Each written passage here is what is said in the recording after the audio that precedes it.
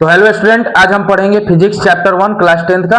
ठीक है, जिसका नाम है प्रकाश का परावर्तन, रिफ्लेक्शन ऑफ लाइट। ठीक है, पहला जो चैप्टर है फिजिक्स का क्लास 10th का, उसका नाम है प्रकाश का परावर्तन, रिफ्लेक्शन ऑफ लाइट। इसके बारे में हम पढ़ेंगे। ठीक है, आपका केमिस्ट्री चैप्टर 1 हो चुका है और हम लोग अब क्या पढ़ रहे हैं, फिजिक्स पढ़ रहे हैं। ठीक है, तो फिजिक्स का पहला चैप्टर हम लोग पढ़ रहे हैं जिसका नाम है प्रकाश का परावर्तन। तो सबसे पहला क्वेश्चन है बाबू कि प्रकाश किसको कहते हैं। ठीक है, उससे भी पहले हम जानेंगे कि भौतिकी क्या होता है, फिजिक्स क्या होता है। ठीक है, तो सबसे पहले बाबू फिजिक्स किसको कहेंगे। तो देखिए, विज्ञान को 3 भागों में बांटा गया। पहले हम लोग 8वां तक विज्ञान पढ़े हैं, पूरा साइंस पढ़े हैं कि साइंस ये होता है, लेकिन साइंस को उसके बाद 3 भागों में बांटा गया। साइंस को कितने भागों में बांटा गया? 3 भागों में बांटा गया। तो पहला जो उसका पार्ट है बाबू, विज्ञान को कितने भागों में बांटा गया? 3 भागों में बांटा गया। ठीक है, विज्ञान को कितने भागों में बांटा गया? 3। एक आपका भौतिकी और एक आपका रसायन विज्ञान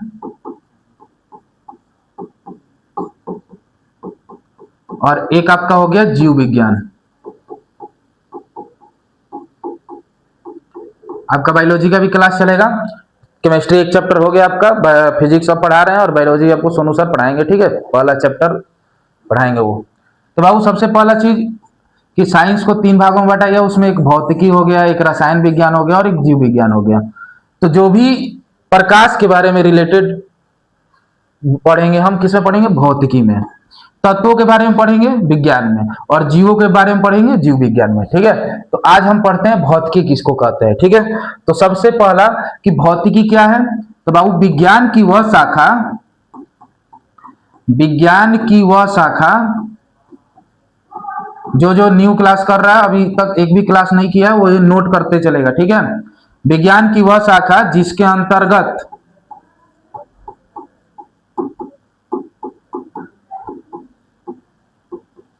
प्रकाश एवं उससे संबंधित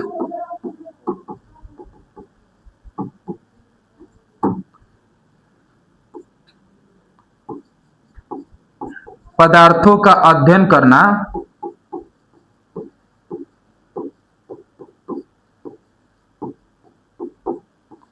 भौतिकी कहलाता है। ठीक है,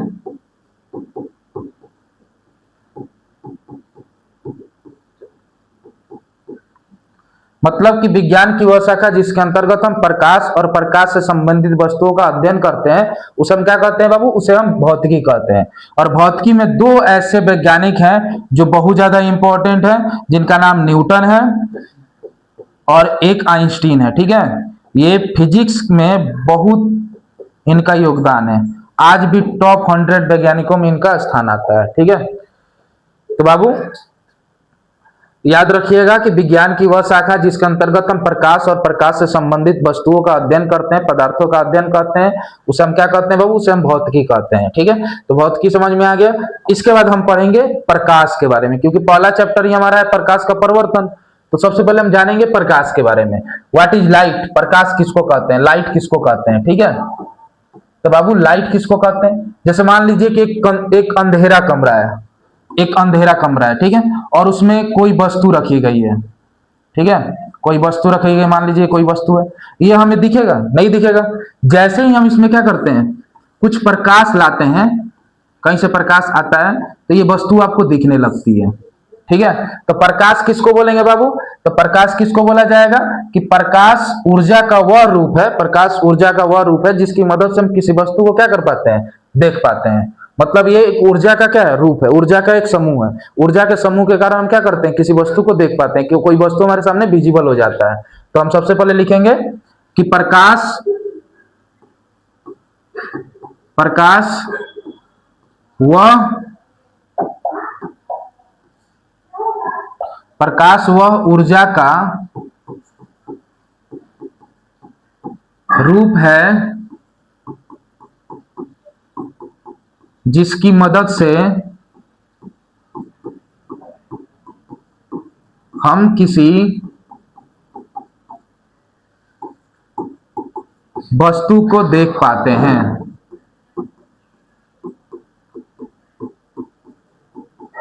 ठीक है, मतलब प्रकाश वो ऊर्जा का रूप है जिसकी मदद से हम किसी वस्तु को देख पाते हैं, तो वो क्या कहलाता है बाबू?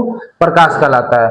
मतलब कि light is a source of energy by which we see any object, मतलब कि एक एनर्जी का रूप होता है जिसकी मदद से हम किसी वस्तु को क्या कर पाते हैं? देख पाते हैं। ठीक है, अब हम पढ़े हैं कि प्रकाश जो होता है, प्रकाश जैसे आप पढ़े हैं सूर्य, ये आपका सूर्य हो गया, ठीक है, ये आपका क्या हो गया? सूर्य हो गया। और ये मान लीजिए पृथ्वी है। आप पढ़े हैं कि सूर्य के चारों तरफ पृथ्वी क्या करती है? चक्कर लगाती है, परिक्रमा करती है। तो यहां से सूर्य की लाइट आती है धरती पे, लाइट यहां पे आती है। इस लाइट को आने में लगभग 8 मिनट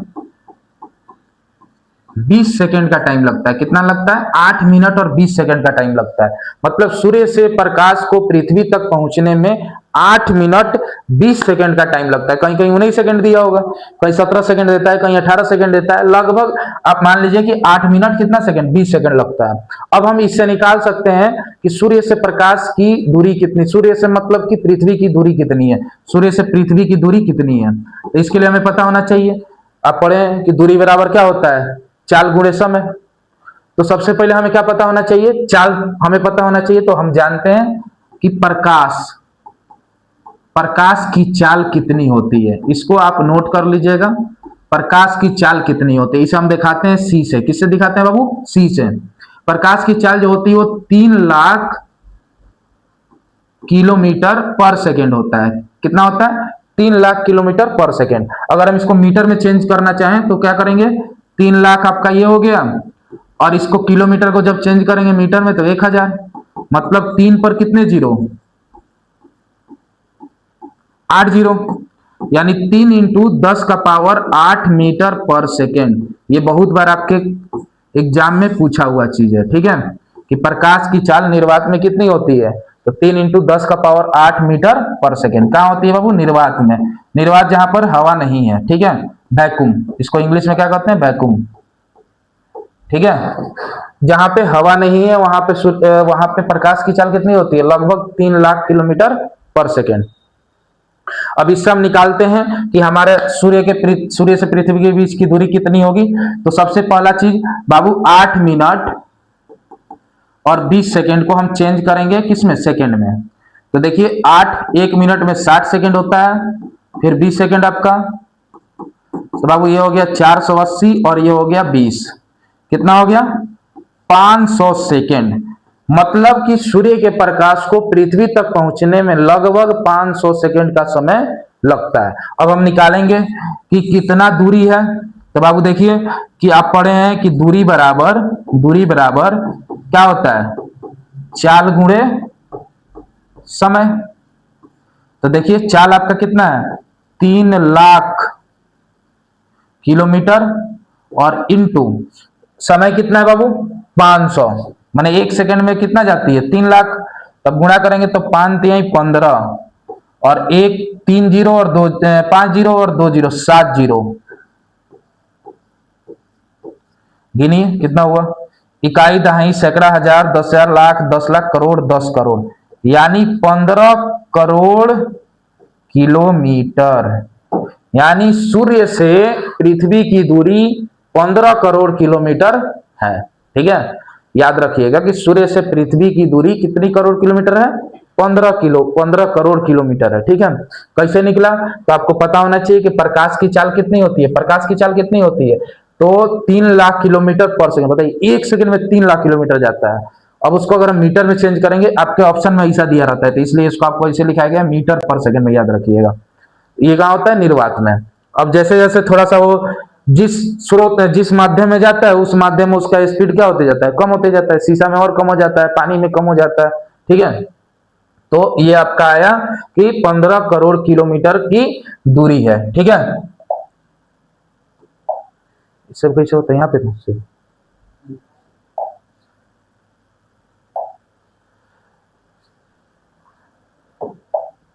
अब देखिए प्रकाश का स्रोत। तो सबसे पहले जानेंगे बाबू प्रकाश का स्रोत क्या होता है। मतलब प्रकाश का स्रोत मतलब सोर्स। प्रकाश का स्रोत क्या होता है? मतलब वैसा जगह जहां से प्रकाश का उत्सर्जित हो, मतलब ऐसा जगह जहां से प्रकाश क्या होता है? निकलता है। जैसे मान लीजिए कि एक एक वस्तु है, यहाँ से प्रकाश निकल रही है, तो ये प्रकाश का क्या हो गया, स्रोत हो गया, प्रकाश का स्रोत हो गया। जैसे सूर्य क्या है, प्रकाश का स्रोत है। तो बाबू प्रकाश का स्रोत का डिफिनेशन क्या होगा कि ऐसी, मतलब कि ऐसा वस्तु जिससे प्रकाश क्या हो, उत्सर्जित हो, प्रकाश क्या हो, निकले, ऐसा जगह या ऐसा माध्यम जिससे प्रकाश निकले उसे प्रकाश का स्रोत कहते हैं। ठीक है, मतलब ऐसा जगह जहां से प्रकाश निकले उसे हम क्या कहते हैं, प्रकाश का स्रोत कहते हैं। क्या कहते हैं, प्रकाश। जैसे कि पृथ्वी के लिए प्रकाश का स्रोत क्या है, पृथ्वी के लिए प्रकाश का स्रोत क्या है जी, पृथ्वी के लिए प्रकाश का स्रोत क्या है, तो बाबू पृथ्वी के लिए प्रकाश का स्रोत क्या है, तो पृथ्वी के लिए प्रकाश का स्रोत क्या है, तो पृथ्वी के लिए प्रकाश का स्रोत क्या है, सूर्य है। सूर्य से बड़ा स्रोत कोई नहीं है। तो याद रखिएगा कि ऐसा माध्यम जिससे प्रकाश निकले उसे हम क्या कहते हैं, प्रकाश का स्रोत कहते हैं। अब हम पढ़ेंगे कि प्रदीप्त एवं अप्रदीप्त वस्तुएं।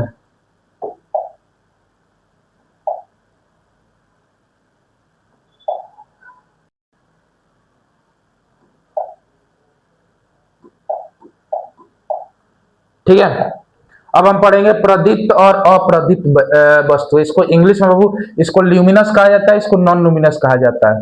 तो बाबू प्रदीप्त मतलब क्या होता है कि वैसी वस्तुएं जो स्वयं प्रकाश का उत्सर्जन करते हैं, मतलब जिसके अंदर से खुद क्या निकले, प्रकाश निकले, उसे हम क्या कहते हैं, प्रदीप्त। जिसके अंदर से खुद प्रकाश निकले उसे हम क्या कहेंगे, प्रदीप्त। ठीक है, मतलब जिसके अंदर से स्वयं से क्या निकले, प्रकाश निकले, ऊर्जा निकले, उसे हम क्या कहते हैं, प्रदीप्त वस्तु। और जिसका अंदर से नहीं निकलेगा उसे हम क्या कहते हैं, अप्रदीप्त। तो प्रदीप्त का डिफिनेशन आप लिख लीजिएगा। प्रदीप्त का डिफिनेशन क्या लिखिएगा, प्रदीप्त वस्तुओं का डिफिनेशन क्या लिखिएगा, इसको अंग्रेजी में कहते हैं लुमिनस, लुमिनस ऑब्जेक्ट। तो बाबू प्रदीप्त वस्तु किसको कहेंगे कि वैसा पदार्थ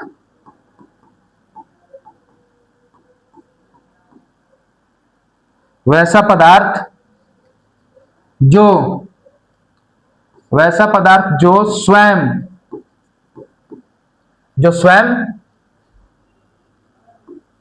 प्रकाश उत्सर्जित करे। बहुत सिंपल लैंग्वेज में आपको बताया जा रहा है। ठीक है, वैसा पदार्थ जो स्वयं प्रकाश उत्सर्जित करे उसे हम क्या कहते हैं, तो उसे प्रदीप्त वस्तु कहते हैं। उसे क्या कहते हैं, उसे प्रदीप्त वस्तु कहते हैं। क्या कहते हैं बाबू, उसे प्रदीप्त वस्तु कहते हैं। जैसे जैसे में क्या हो जाएगा बताइए, ऐसा कौन सा सब्सटेंस है, ऐसा कौन सा वस्तु है जो अपने अंदर से क्या करता है, मतलब लाइट को निकालता है। तो सबसे बड़ा एग्जांपल सूर्य हो जाएगा। सबसे बड़ा एग्जांपल क्या होगा, सूर्य, तारे।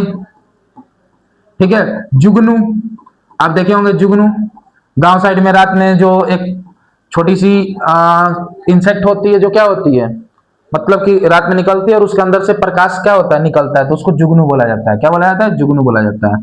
तो ये ऐसी वस्तुएं हैं जो स्वयं प्रकाश को क्या करती हैं, उत्सर्जित करती हैं। अब अब अप्रदीप्त किसको कहेंगे, सेम इसका उल्टा। अप्रदीप्त किसको कहेंगे, अप्रदीप्त किसको कहेंगे कि वैसा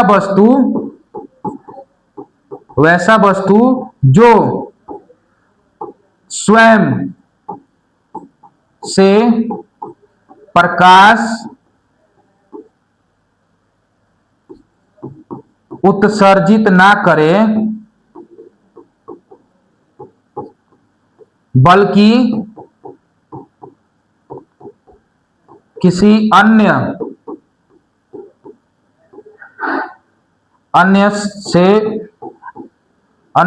पदार्थ से या अन्य इतना ही रन दीजिए, इतना ही सही है। ठीक है, उसे हम क्या कहते हैं बाबू, उसे हम अप्रदीप्त कहते हैं। जैसे चंद्रमा, पृथ्वी, ग्रह इत्यादि। मतलब ये ऐसे वस्तु हैं जो स्वयं से प्रकाश उत्सर्जित नहीं करते हैं। ये किसी ना किसी मतलब ऐसे वस्तु से क्या करते हैं, ऊर्जा को लेते हैं या प्रकाश को लेते हैं जिनके पास होता है। जैसे यहाँ पे चंद्रमा, ये चंद्रमा जो है बाबू किससे लेता है, सूर्य से प्रकाश लेकर और खुद चमकता है, तो इसलिए हमको चंद्रमा रात में चमकते हुए दिखाई देता है। ठीक है, जबकि चंद्रमा के पास अपना खुद का लाइट नहीं होता है। याद रखिएगा, चंद्रमा के पास खुद का लाइट नहीं होता है, वो एक अप्रदीप्त वस्तु है। वो क्या करता है, सूर्य से ऊर्जा लेता है, सूर्य से प्रकाश लेता है और उत्सर्जित करता है, मतलब प्रकाश को। इसलिए याद रखिएगा चंद्रमा जो है अप्रदीप्त वस्तु है। ठीक है, तो ये आपका क्लियर हो गया, प्रदीप्त और अप्रदीप्त वस्तु है। मतलब कि वैसे पदार्थ जो स्वयं से ऊर्जा या प्रकाश को उत्सर्जित करते हैं उन्हें हम प्रदीप्त कहते हैं, और जो स्वयं से नहीं करेंगे उसे हम क्या कहेंगे, अप्रदीप्त कहेंगे। ठीक है, नेक्स्ट बढ़ते हैं। अब हमें पढ़ना है किरण के बारे में। आप मैथ में पढ़े होंगे, किरण को अंग्रेजी में बाबू रे कहा जाता है। क्या कहा जाता है, रे, रे कहा जाता है। ठीक है, तो किरण क्या होता है, जैसे मान लीजिए कि एक यहाँ बिंदु है, एक बिंदु, और यहां से आपको देख रहा है कि एक दिशा में बहुत सारी निकल रही हैं प्रकाश की किरणें। तो बाबू एक स्रोत से ये निकल रही हैं, इनको क्या कहते हैं, रे। मतलब कि रे आप किसको बोलते हैं कि बिंदुओं का वह समूह जिससे क्या जिसके पास क्या हो, एक अंत बिंदु हो, जिसके पास एक अंत बिंदु, एक तरफ से अंत होता है और एक तरफ से बढ़ते रहता है, इसको हम किरण कहते हैं।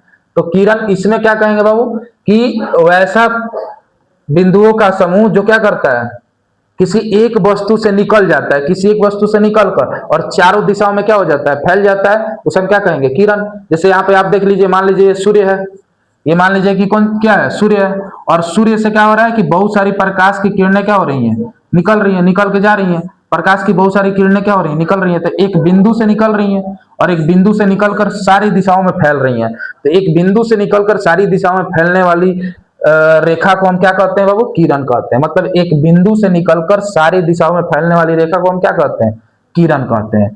और किरण पुंज किसको कहेंगे, बहुत सारे किरणों के समूह को। मान लीजिए एक साथ बहुत सारी किरण जा रही है, एक साथ बहुत सारी किरण जा रही है, बहुत सारा किरण एक साथ जा रहा है, बहुत सारा, तो इसको हम क्या कहेंगे, किरण पुंज कहेंगे। क्या कहेंगे, किरण पुंज कहेंगे। मतलब जब बहुत सारी किरण एक साथ जाए, बहुत सारी किरण एक साथ निकले, तो उसे हम क्या कहते हैं, किरण पुंज कहते हैं। तो किरण समझ में आया कि एक पदार्थ से निकली रेखा चारों दिशाओं में अगर फैल जाती है तो उसे हम क्या कहते हैं, किरण कहते हैं। और बहुत सारी किरण जब एक साथ गुजरती हैं तो उसे हम क्या कहते हैं, किरण पुंज। पुंज मतलब होता है गुच्छा। पुंज मतलब क्या होता है, गुच्छा। पुंज का मतलब क्या होता है बाबू, गुच्छा। जब बहुत सारा प्रकाश एक गुच्छा में निकले, एक समानांतर गुच्छा या कैसे भी गुच्छा में निकले, तो उसे हम क्या कहते हैं बाबू, उसे हम कहते हैं किरण पुंज। क्या कहते हैं, किरण पुंज। अब आप किरण पुंज के प्रकार को देखिए। तो बाबू किरण पुंज कितने प्रकार के होते हैं, 3 प्रकार के होते हैं। एग्जाम में पूछा हुआ है कि किरण पुंज कितने प्रकार के होते हैं। तो किरण पुंज के कितने प्रकार होते हैं बाबू, 3 प्रकार होते हैं। एक समानांतर किरण पुंज, एक अभिसारी और एक होता है अपसारी। ठीक है, मतलब कि समानांतर किरण पुंज किसको कहेंगे बाबू, जब बहुत सारी किरणें एक दूसरे के समानांतर हो, बहुत सारी किरणें एक दूसरे के समानांतर हो, तो उसे हम क्या कहते हैं, समानांतर किरण पुंज कहेंगे। मतलब एक प्रकाश स्रोत से निकलने वाला किरण जब एक ही दिशा में समानांतर निकले तो उसे हम क्या कहेंगे, समानांतर किरण पुंज कहेंगे। अभिसारी किसको कहेंगे बाबू, अभिसारी जब बहुत सारी किरण पुंज, बहुत सारी किरण पुंज, बहुत सारी किरण पुंज आकर एक बिंदु पे, एक बिंदु पर मिल जाए, बहुत सारी किरण पुंज आके एक बिंदु पर मिल जाए, बहुत सारी किरण पुंज आके एक बिंदु पर क्या हो जाए, जैसे ये बहुत सारी किरण पुंज है एक बिंदु पे आके मिल रही है, तो इसे हम क्या कहेंगे, अभिसारी। अभिसारी मतलब होता है कि मिलना। तो देख रहे हैं कि बहुत सारी किरण पुंज यहाँ पे एक जगह पे आके मिल रही है, तो इसे हम क्या कहेंगे, अभिसारी। क्या कहेंगे, अभिसारी। बहुत सारी किरण पुंज जब जाके एक बिंदु पर मिल जाती है तो उसे हम कहते हैं अभिसारी।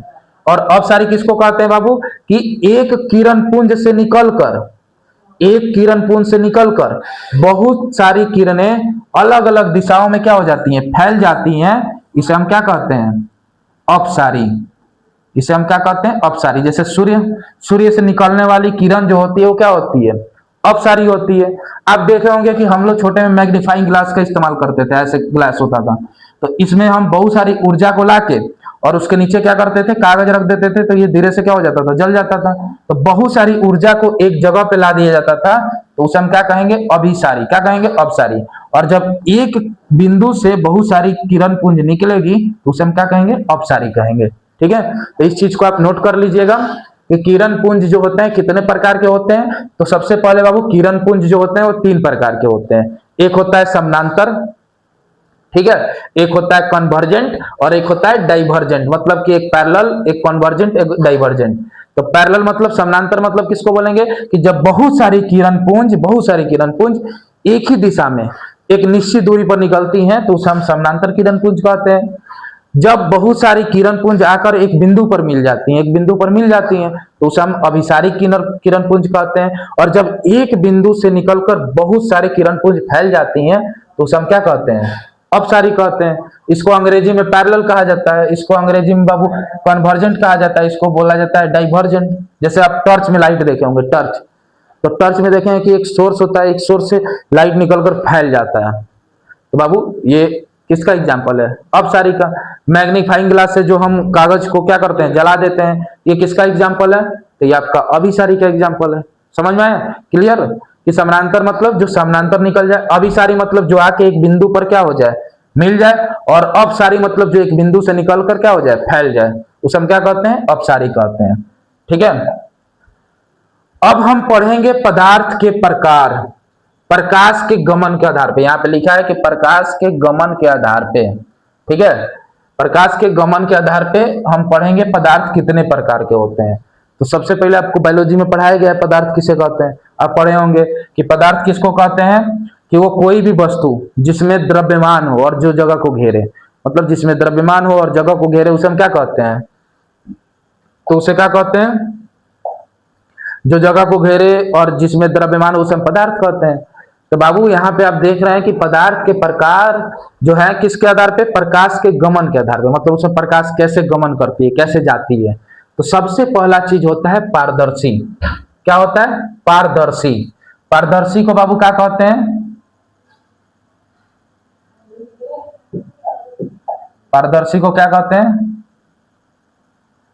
तो इसको कहते हैं ट्रांसपेरेंट। क्या कहते हैं, ट्रांसपेरेंट।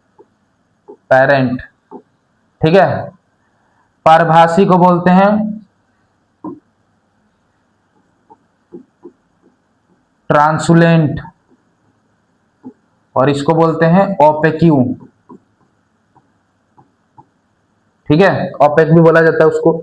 तो पारदर्शी किसको बोलेंगे बाबू, कि वैसे पदार्थ जिनके जिनके अंदर से लाइट जो होती है, प्रकाश जो होती है, आसानी से क्या हो जाए, चला जाए, पार हो जाए। जैसे आप देखे होंगे बर्फ, बर्फ जो होता है, जैसे यहां से लाइट हम क्या करेंगे, देंगे, ये इधर से भी प्रकाश क्या हो जाएंगे, निकल जाएगा। आप कागज भी देख सकते हैं, कागज का एक टुकड़ा होता है या पॉलीथीन होता है, पॉलीथीन, इससे लाइट आसानी से क्या हो जाती है, पास हो जाती है। तो जिससे आसानी से प्रकाश पार हो जाए, आर पार दिख जाए, उसे हम क्या कहते हैं, पारदर्शी पदार्थ कहते हैं। कि वैसा पदार्थ जिसके अंदर से प्रकाश मतलब क्या हो जाए, पार हो जाए, आसानी से इस पार से उस पार चला जाए, आसानी से वो प्रकाश दिख जाए, उसे हम क्या कहते हैं, पारदर्शी कहते हैं। उसे क्या कहते हैं, पारदर्शी कहते हैं। पारभासी किसको बोलते हैं बाबू, जिसमें से हल्का हल्का हल्का हल्का पास हो, मतलब कि अगर आप लाइट को रखे तो हल्का सा पास हो, तो उसे हम क्या कहते हैं, पारभासी। जैसे हाथ हाथ पे आप टॉर्च रखिएगा ऐसे, तो हल्का सा थोड़ा सा लाइट पास होगा, तो इसे क्या कहेंगे, पारभासी कहेंगे। क्या कहेंगे, पारभासी कहेंगे। क्या हो रहा है,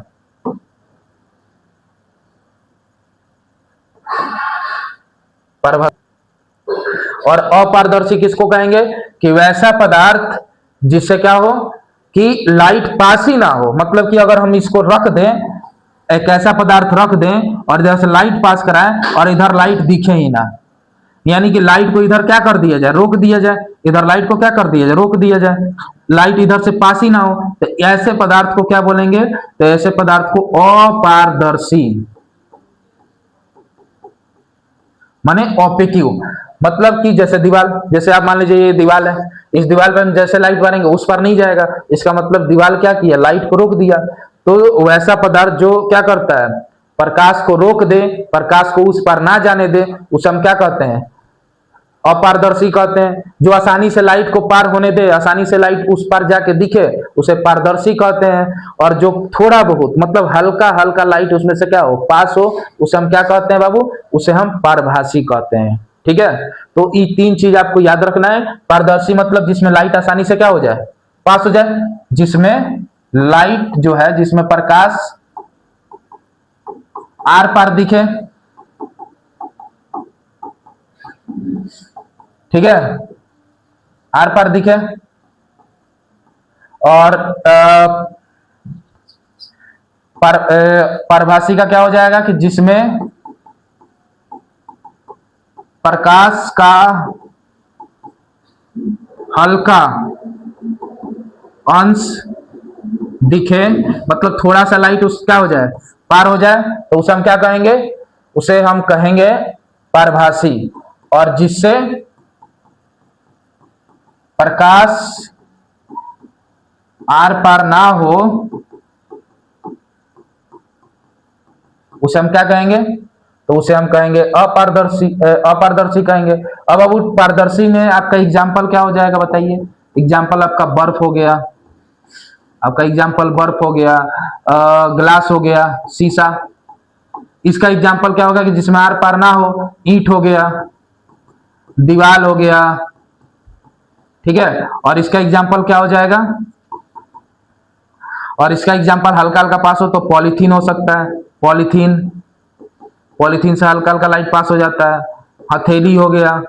ये सब जो है ये किसके एग्जाम्पल है, तो परभाषी के एग्जाम्पल है, ठीक है। तो आपका क्लियर हुआ, ये जितना भी हम पढ़े थे ये सब बेसिक चीज था, ठीक है। बेसिक चीजों को हमने आज क्लियर किया।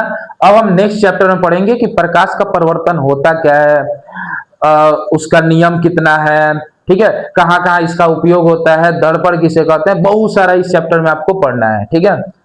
तो इस चैप्टर को आप जाके इसको जो भी आप आज को आप आपका क्लास कराया गया, आज आपका जो भी क्लास कराया गया उसको जाके घर पे क्या करिए, नोट करिए, ठीक है। बैठ के उसको क्या करिए, लिखिए, ठीक है।